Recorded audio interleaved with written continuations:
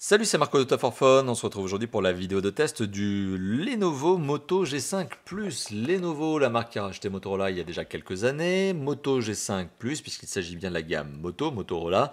G5 Plus, c'est le modèle. Le G5 Plus qui est une version bodybuildée du G5 tout court. Le G5 tout court que je vous ai déjà présenté. D'ailleurs, il y aura probablement une vidéo de comparatif entre les deux modèles.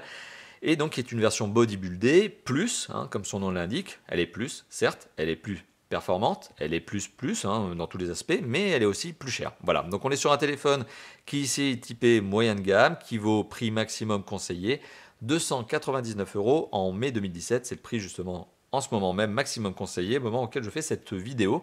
Sachant que sur le web, bien sûr, vous vous en doutez, on arrive à déjà faire de bonnes affaires. Et vous pouvez pour cela faire usage de notre comparateur de prix, le comparateur de prix qui se trouve dans la description de cette vidéo, en annotation, je mettrai aussi probablement un lien ici. Enfin voilà, autant d'endroits où justement retrouver notre comparateur de prix disponible sur notre site internet. Alors le Motorola, j'allais dire Motorola, vous voyez, le Lenovo Moto G5 Plus, c'est un mobile plus sympa effectivement, qui reprend un certain nombre de points des hauts de gamme, ultra haut de gamme de l'année 2016. C'est un peu la stratégie Lenovo finalement, que d'année en année en fait, renouveler ses moyens de gamme en reprenant en fait des composants des précédents ultra haut de gamme. Et c'est exactement ce qui se passe sur ce téléphone, notamment au niveau du capteur photo. Vous allez comprendre qu'il est vraiment très bon ce capteur photo dorsal. Alors le téléphone a un design qui est bien très proche, notamment du G5 tout court que je vous ai déjà montré. Alors quand je dis très proche, c'est quasiment des copier-coller, c'est des jumeaux. Donc, mis à part la taille et 2-3 détails, on est vraiment sur quelque chose qui est vraiment le G5. Voilà, c'est du style. C'est très classe. Moi, j'aime beaucoup ce style. C'est un mobile qui est décliné en deux versions couleurs. Ici, vous avez la version gris lunaire, c'est comme ça qu'elle s'appelle, c'est une sorte de gris sombre. Et vous avez aussi, comme vous le voyez sur cette boîte dont je vous ai déjà fait le déballage, la version dorée. Donc, c'est deux versions couleurs pour le même mobile. Donc, le gris sombre, gris lunaire, et le doré. Alors c'est un téléphone qui se prend relativement bien en main, un peu moins bien quand même que le G5 tout court, tout simplement parce qu'il est un peu plus grand, mais il se prend encore bien en main et en tout cas pas de sentiment de glisse démesuré, non, on a une bonne prise en main. Alors on a une bonne prise en main notamment parce qu'il y a un bouton ici qui est légèrement râpeux, qui est le bouton on-off, qui permet de bien le situer. Et on a aussi le capteur photo dorsal qui, comme il est légèrement en excroissance, quand vous prenez le téléphone dans la main, c'est un peu original, mais comme il est en excroissance, le capteur photo va légèrement taper sur votre doigt, en fait. Et ça va éviter, ce qui est un aspect positif de la chose, de le voir glisser trop facilement. Ça, c'est la contrepartie positive d'un capteur photo qui est en excroissance. Parce que sinon, d'habitude, quand il est en excroissance, moi je ne suis pas aussi flatteur à ce niveau-là. Alors on est sur un téléphone qui a des dimensions qui sont acceptable pour un téléphone doté d'un écran de 5,2 pouces. Il fait 15,1 cm ce téléphone de long, 7,4 cm de large et qui fait, alors dans sa plus fine épaisseur, 0,8 cm, donc 8 mm d'épaisseur dans sa plus fine épaisseur. Et avec le capteur photo dorsal qui est en excroissance, je le rappelle, vous le voyez ici, eh bien on arrive au 1 cm. Alors c'est un petit peu étonnant parce qu'aujourd'hui, vous le savez, le style est plutôt à l'amincissement des mobiles. Et c'est vrai que les constructeurs ont plutôt tendance à essayer d'aller vers le mobile le plus fin possible. Il y a quand même une contrepartie positive, c'est que quand le téléphone est un petit peu plus épais que ses confrères et ses concurrents, eh bien les batteries en général elles prennent un peu de volume, elles prennent un peu de capacité. Et c'est le cas ici, on est sur une batterie qui est sympathique, sur laquelle je reviendrai lorsque je parlerai de l'autonomie vers la fin de cette vidéo. Le téléphone présente bien, il est construit en métal, notamment cette partie-là au dos du mobile, c'est du métal. Par contre, le bandeau supérieur et le bandeau inférieur, je crois que ça c'est du plastique. Le cache batterie de ce téléphone, eh bien, il n'y en a pas. C'est un dos unibody, donc vous ne pouvez pas le retirer. Donc il n'y a pas de cache batterie. Il y a bien effectivement un dos mobile, mais le dos mobile, eh bien, vous ne pouvez pas le retirer, contrairement au G5. Donc ça aussi, c'est une particularité. C'est un mobile unibody, donc un bloc figé. C'est un mobile qui se prend bien en main, donc comme je vous l'ai dit, bon pas étonnant, il a un poids qui est aussi dans la bonne norme, 160 grammes. Donc encore une fois de plus, on est dans les grands standards. Moto, la gamme Moto G5, c'est pas une gamme qui surprend, c'est une gamme qui est toujours bonne. Voilà. Et même dans l'encombrement, tout ça, on est dans les bons standards. Donc il n'y a rien de très étonnant à ce niveau-là. On n'est pas sur de l'ultra fin, on est sur. Voilà, vous avez compris mon propos. On a parlé du design, maintenant on va parler de l'image. L'image et le son qui sont des points là aussi très intéressants sur ce mobile et parfois très originaux. On est ici sur un écran donc, qui est un écran de 5,2 pouces qui est un écran IPS. Bonne luminosité puisque l'on arrive à 400, un peu plus de 440 nits, donc c'est des candélas par mètre carré. Donc nits, c'est pas mal. Le maximum aujourd'hui sur des smartphones ultra haut de gamme, c'est du 600-650. Quand on est sur un mobile qui est, on va dire, juste satisfaisant, on est plutôt dans les 300. En dessous de 300, c'est vraiment une catastrophe. Mais au-dessus de 300, on est un peu dans la bonne norme, dans le truc un peu entrée de gamme classique, pas d'étonnement. 440, on est sur une bonne luminosité de ce téléphone.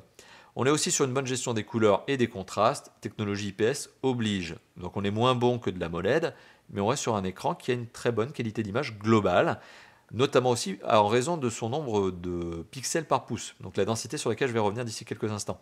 Il y a quand même un point sur cet écran qui m'agace un peu, mais là c'est vraiment très subjectif, c'est que je trouve que les angles de vision sont extrêmement fermés. Bon, extrêmement, je suis peut-être un petit peu bourrin là quand je dis ça, mais c'est vrai que c'est un peu fermé quand même, et j'ai l'impression que pour être vraiment à l'aise, ou en tout cas c'est le cas pour moi, il faut vraiment regarder l'écran pleine face, parce que dès que vous penchez un peu l'écran, vous voyez, on perd un petit peu la qualité de l'image, on devient sur une image un peu plus blafarde, et puis finalement, eh bien, on finit sur une image qui est illisible. Vous voyez là? Donc on est sur un écran qu'on doit vraiment regarder en pleine face, selon moi, pour être vraiment à l'aise. Alors je vous ai parlé de la netteté d'image, ça c'est quand même un point positif parce que ce téléphone a un écran qui est net. Alors je vais lancer une petite vidéo, ça sera plus causant, ça sera plus parlant, hein. Donc hop, on va lancer une petite vidéo. Hop, on va prendre un petit favori. Tac.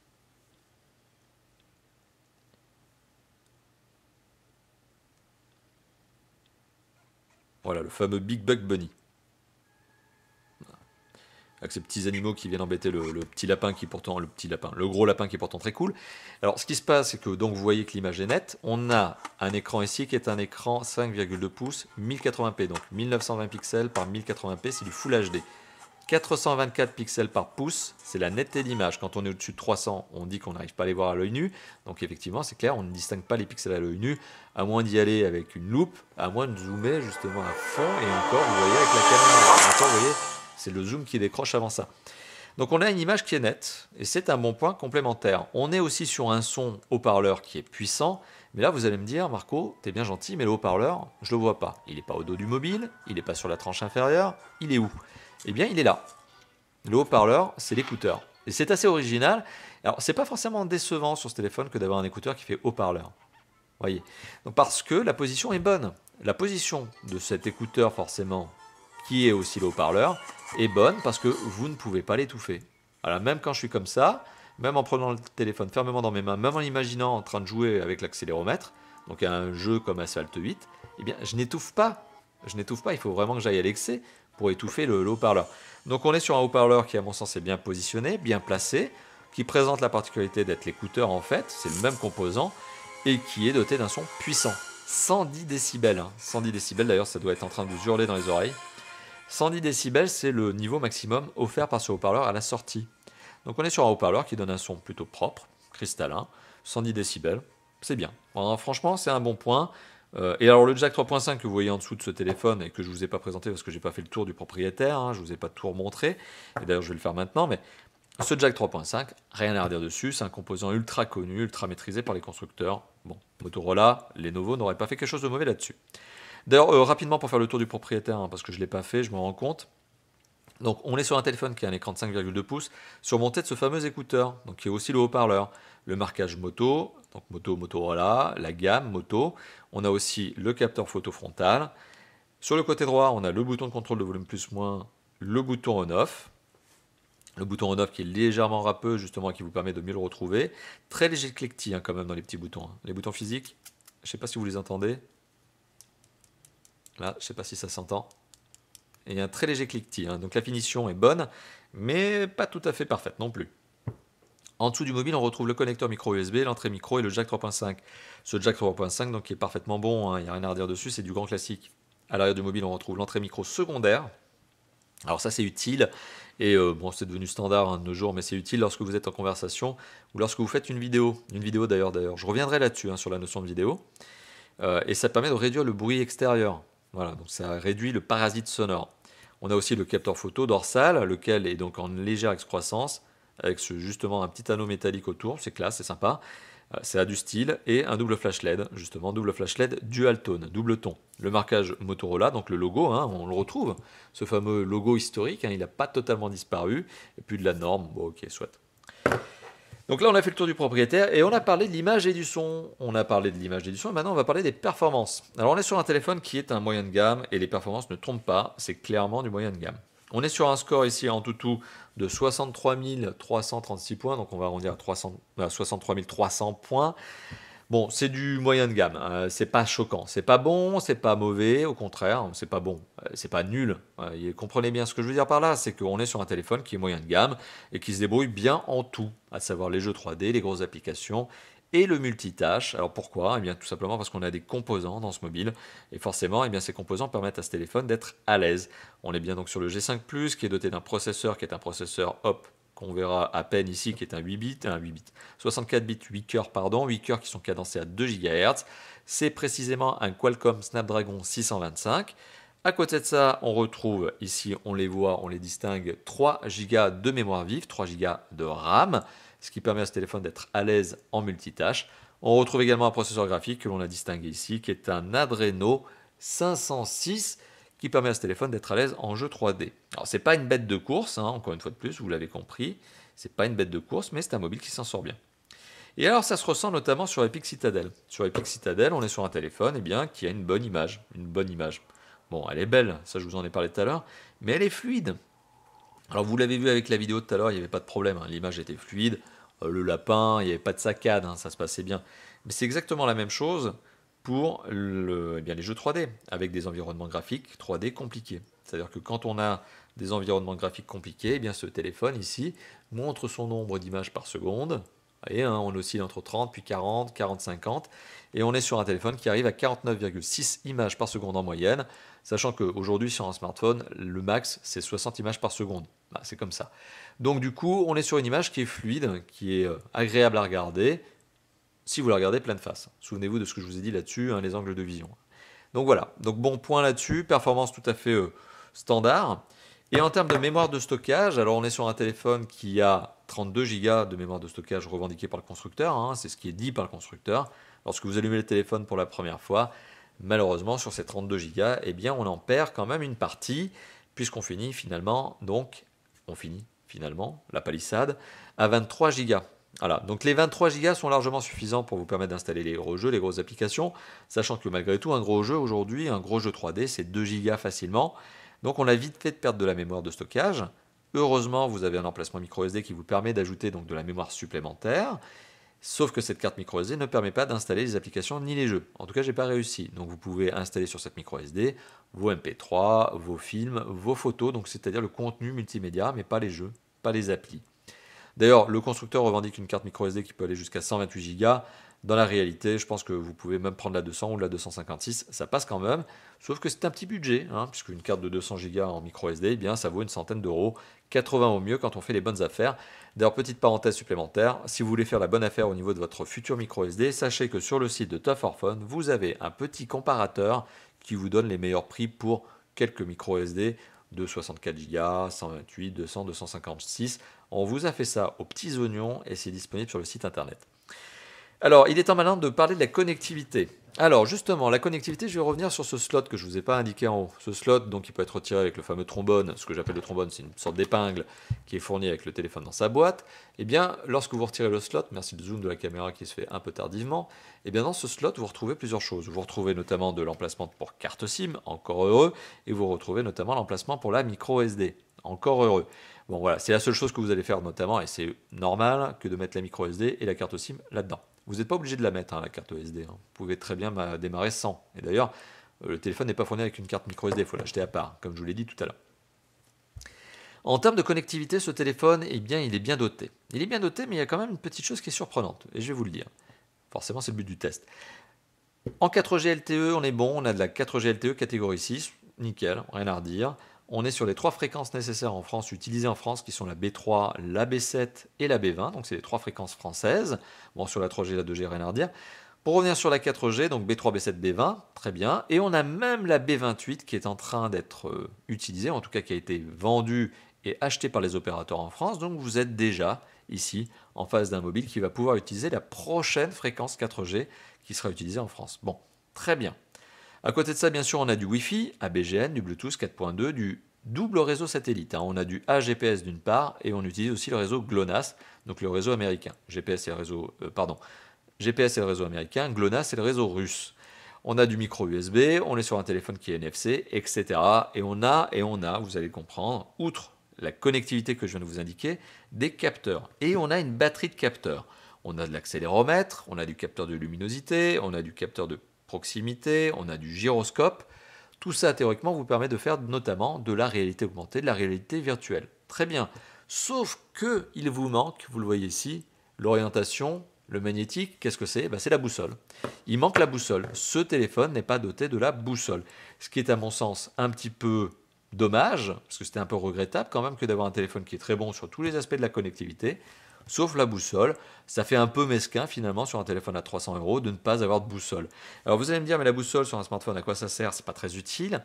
Ça dépend. Par exemple, quand vous êtes en navigation GPS, la boussole, elle va vous servir à une chose, c'est-à-dire à savoir dans quel sens vous êtes. Alors quand vous êtes en voiture, pas de problème, parce que justement vous allez vous déplacer en voiture, donc l'espace de temps que vous allez avoir entre deux localisations va permettre au téléphone, grâce au logiciel GPS, de savoir dans quelle direction vous êtes. Puis de toute façon, il a détecté que vous étiez sur une route, donc c'est plus facile pour le logiciel de savoir dans quel sens vous allez et justement sur quelle route vous êtes. Donc jusqu'à là, tout va bien.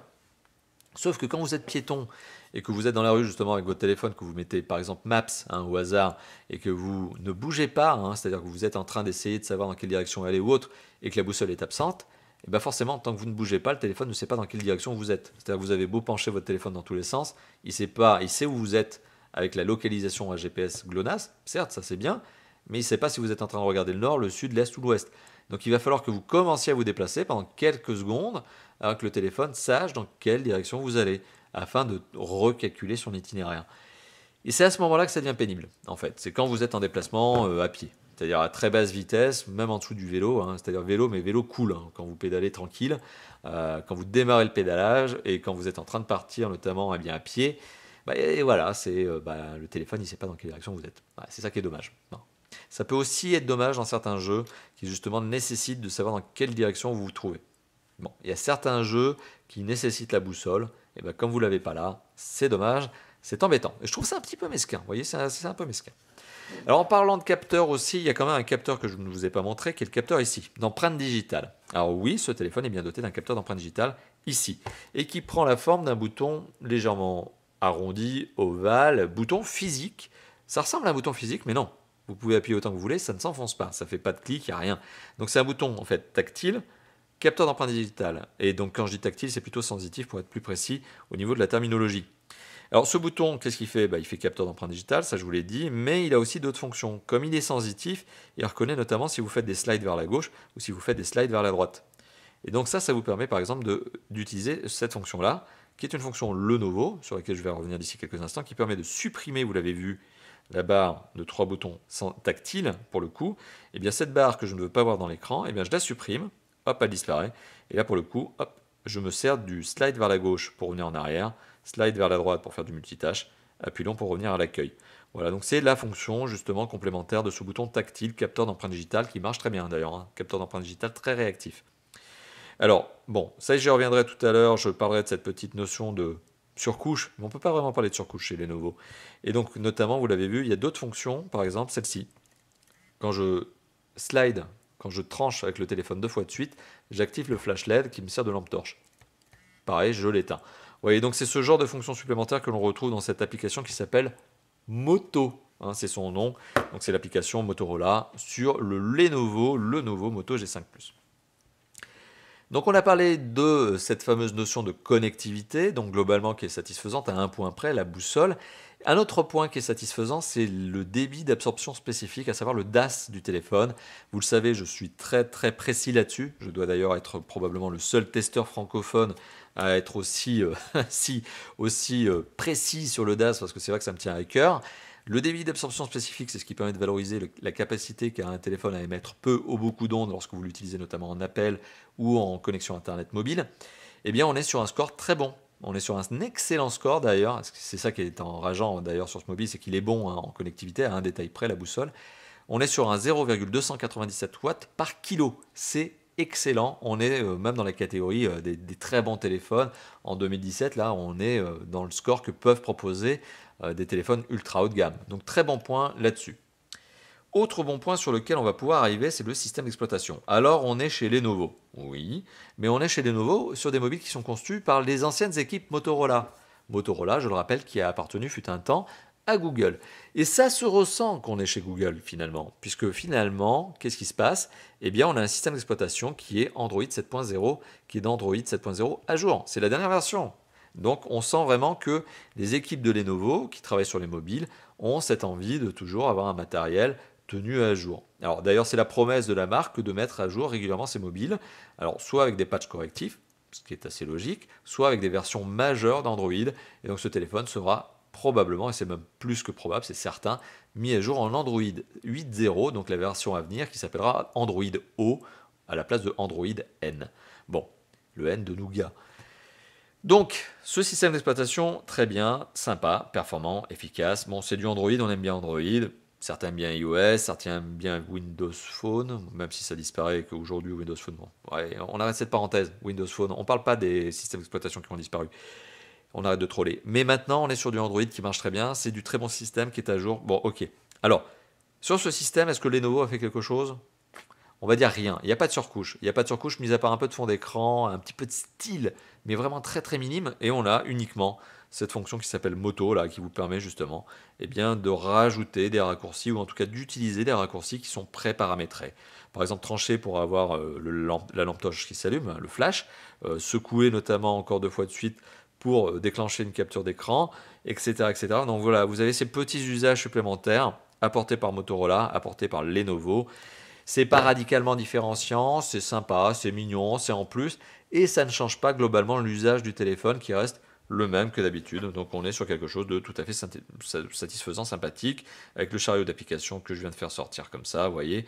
Donc rien d'étonnant, on reste sur une navigation, sur une ergonomie très classique, agréable, puisqu'il s'agit quand même de la navigation et de l'ergonomie Android brute, hein, pure, celle qui sort de l'esprit des ingénieurs de Google.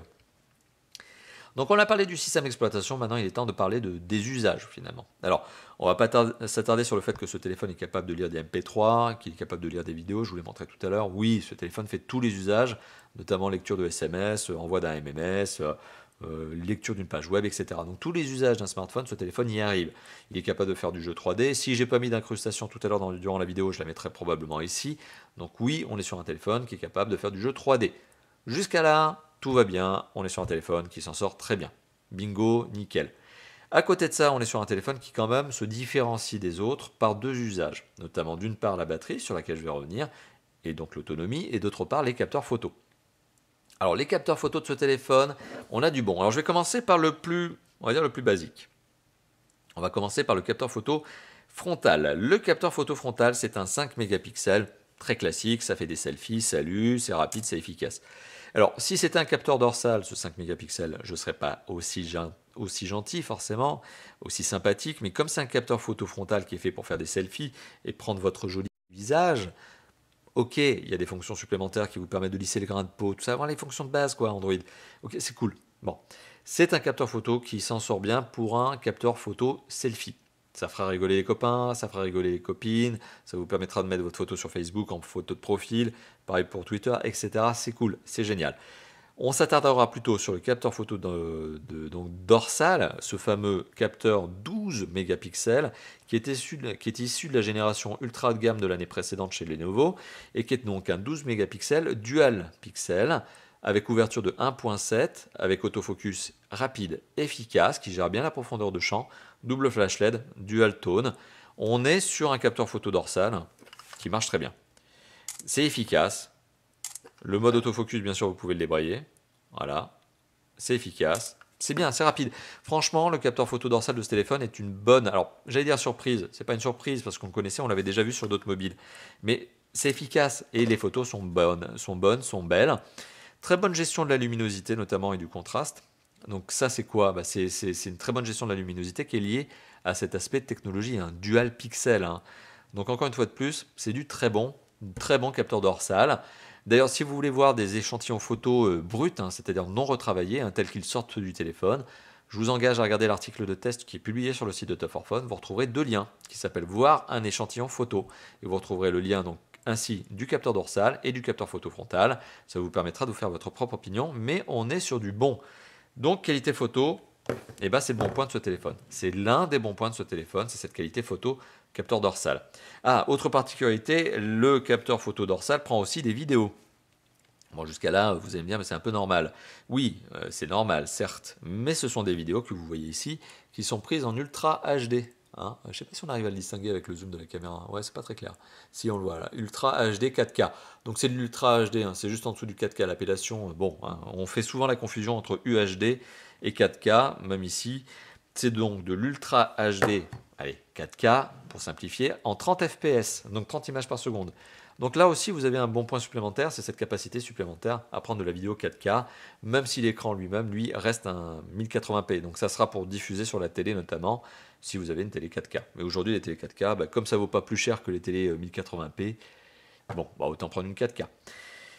On a parlé des capteurs photo, maintenant on va parler de la batterie. Alors la batterie, c'est une batterie non extractible. Comme je vous l'ai dit tout à l'heure, le téléphone est unibody. Vous ne pouvez pas enlever le cache batterie, vous ne pouvez pas changer la batterie vous-même, à moins d'être ingénieur, réparateur, ok. Mais bon, globalement, c'est pas vous qui allez changer la batterie. On est sur une batterie non extractible de 3000 mAh, tout à fait classique pour un téléphone comme ça, c'est exactement ce que l'on attend. Et on est sur une batterie qui, pour 1 heure de vidéo, est consommée à hauteur de 10 à 12%. Donc on est sur une batterie sympathique pour un mobile qui est relativement peu, hein, je veux dire peu énergivore, mais donc dans sa catégorie hein, quand même. Et on est sur un téléphone qui dépasse allègrement la journée avant d'être chargé, voire peut-être même dans certains contextes, c'est-à-dire si vous ne faites pas trop de jeux 3D, si vous n'êtes pas tout le temps sur l'écran, puisque c'est l'écran qui consomme aussi, eh bien vous êtes sur un téléphone qui peut arriver à 2 jours en autonomie. Autre particularité au niveau de l'autonomie donc de cette batterie, c'est qu'elle est dotée de la recharge rapide. Vous avez la fonction qui s'appelle Turbo Power. Alors je vais le faire avec mon très bon accent, accrochez-vous bien. Turbo Power. Vous avez senti un très bon accent anglais. Hein. Donc cette fonction Turbo Power, elle permet tout simplement de recharger le téléphone en recharge rapide.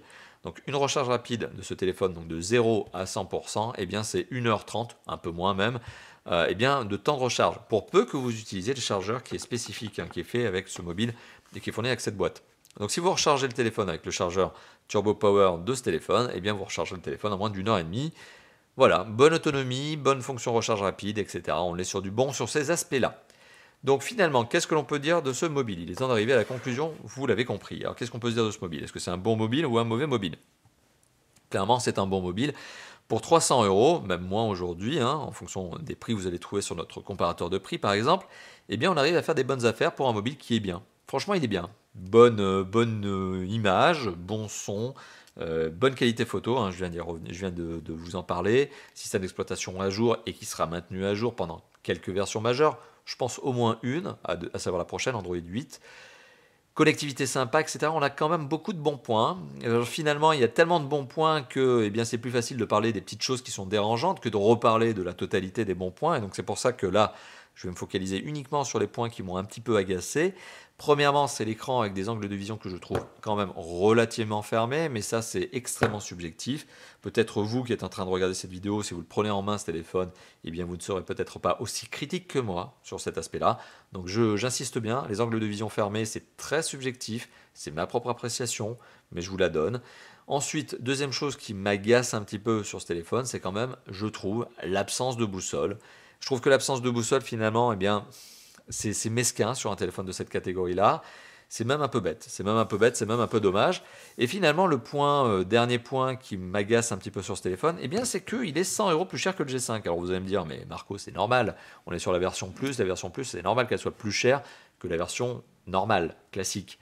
Oui, vous avez raison, sauf que 100 euros d'écart, ça représente 30% du prix du téléphone.